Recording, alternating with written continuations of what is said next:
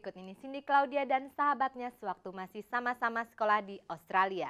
Cuma waktu itu kan jarang bergaul saya gitu, jadi saya cukup kaget gitu ada orang Indonesia di situ, sekaligus senang, cuman saya nggak bisa mengekspresikannya gimana, akhirnya saya milih diam gitu. Itulah dua bersahabat Cindy Claudia dan Tamara Blazensky. Mereka berkenalan tahun 91 sewaktu masih sama-sama bersekolah di Australia. Jadi sejak saat itu ibaratnya Ndel sama Cindy sama Tamara tuh udah kayak apa ya?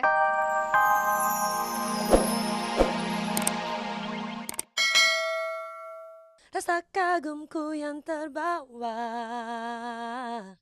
Sebagai penyanyi yang sangat berpengalaman, Marini tahu anaknya ini masih berbuat salah di sana-sini.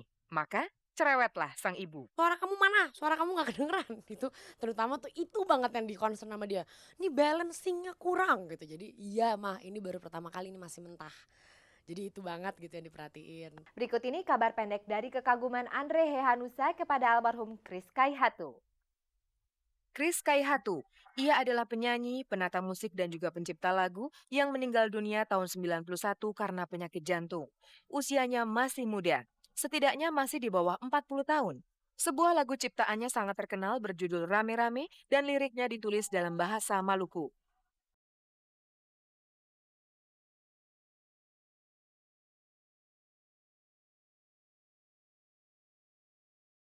Itulah yang terjadi Senin pekan lalu dalam acara I Like Monday di Hard Rock Cafe, Jakarta.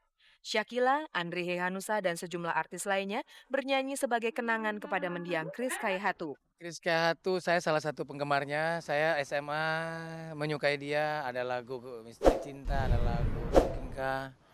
Lalu saya tahu Chris Kahatu itu dari Funk Section. Funk Section adalah band yang anggotanya antara lain Chris Kaihatu dan Mus Mujiono. Lagu yang paling saya suka 9 musim. Dewi Malam Gemerlapan. Sesungguhnya tidak gampang Andre Hehanusa menyanyikan lagu orang lain, kecuali ia mengagumi karya-karya itu. Banyak yang menilai Andre agak anti pada lagu orang lain. Mungkinkah, oh mungkinkah kau sayang padaku?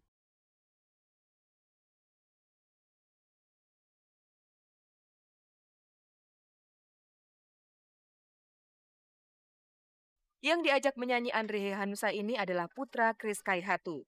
Sedangkan ini adalah istri almarhum yang diundang naik ke pentas di akhir acara.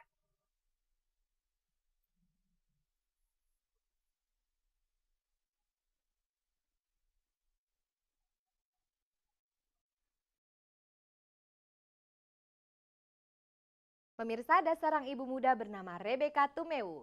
Kisah ibu muda ini akan menceritakan tentang air susunya. Itu pula yang kini bisa membuatnya sedikit punya waktu untuk bekerja kembali walaupun bayinya belum genap berusia 40 hari. Belum lagi 40 hari usia bayinya, Rebecca Tumeu sudah bekerja lagi. Luar biasa sekali perempuan yang akrab dipanggil Becky ini. Perempuan lainnya kebanyakan tentu masih menikmati masa cuti sehabis melahirkan. Apalagi kalau itu anak pertama, tapi tidak dengan Becky. Pekan lalu kami jumpai dia sudah bekerja lagi sebagai pembawa acara dalam sebuah pengambilan gambar untuk acara televisi.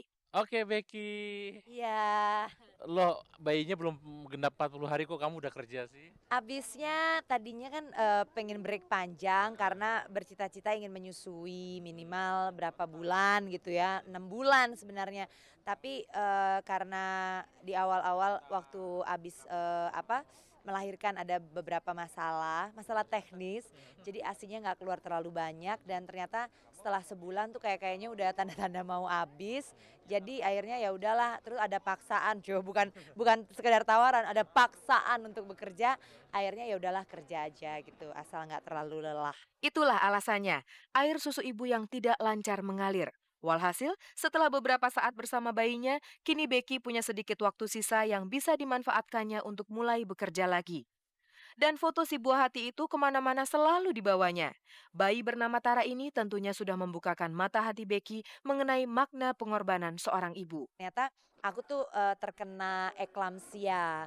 Eklamsia itu jadi penyakit keracunan kehamilan yang datangnya tiba-tiba. Kalau kedokteran tuh biasa bahasa apa sih, Latin atau apalah inilah itu, emang namanya eklamsia. Tapi kalau di bahasa Inggrisin tuh artinya lightning katanya. Jadi kilat gitu, seperti kilat. Jadi nggak ada tanda-tandanya atau apa, dia menyerang. Itu lonjakan tekanan darah yang tiba-tiba tinggi gitu. Jadi biasanya eklamsia itu menimpa orang yang hamil sebelum melahirkan, namanya pre-eklamsia. Tapi yang terjadi pada diri saya adalah sesudah melahirkan, jadi sesudah partum, jadi eklamsia postpartum gitu. Nah biasanya kalau sesudah melahirkan kena itu biasa 2 jam sesudah, itu maksimal. Dengan keadaan saya seperti itu, mengalami eklamsia itu, dokter menganjurkan saya untuk tidak hamil selama 2 tahun. Kalaupun saya mau hamil lagi setelah 2 tahun itu terus harus dengan pantauan dokter, pantauan ketat gitu loh. Jangan sampai itu terjadi lagi. Maka Rebecca Tumewu yang pada dasarnya memang seorang pekerja keras, setidaknya masih punya waktu 2 tahun lagi untuk tetap bekerja keras. Pemirsa, berikut ini kabar pendek dari Opi Andaresta dan musik India. Itulah hari-hari Opi sekarang. Musik India telah membuatnya kesemsem.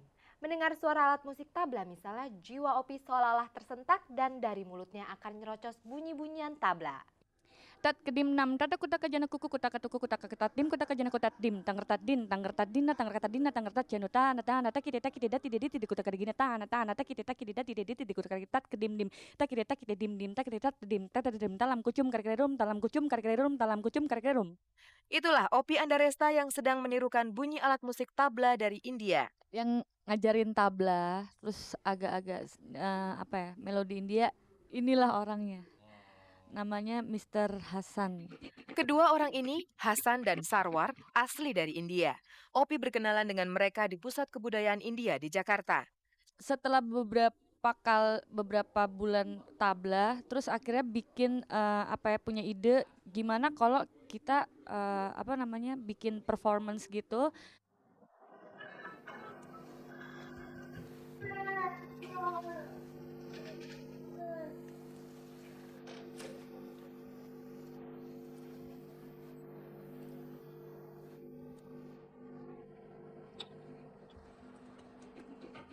Di Pusat Kebudayaan India di Jakarta, kini tidak ada orang yang tidak mengenal Opi.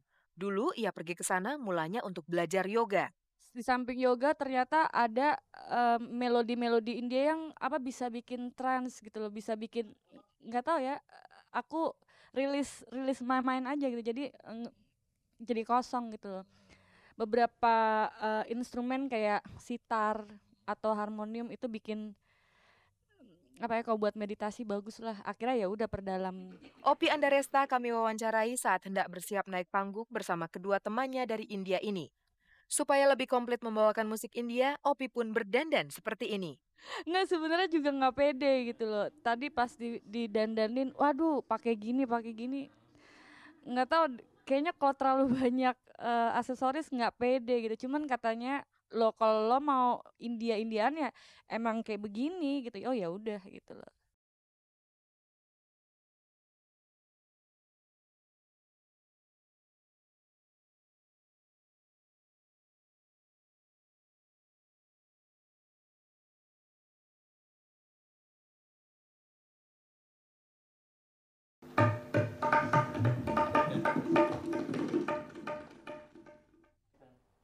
Pemirsa, kalau tadi Opi Andaresta dan 2 orang India temannya, berikut ini Cindy Claudia dan sahabatnya sewaktu masih sama-sama sekolah di Australia.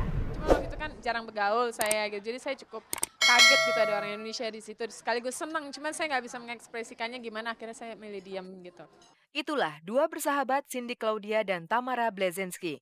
Mereka berkenalan tahun 91 sewaktu masih sama-sama bersekolah di Australia. Jadi sejak saat itu ibaratnya Ndel sama Cindy sama Tamara tuh udah kayak nempel mulu gitu. Jadi itu selama di Australia itu di sekolahan itu dari mulai kan kita satu asrama.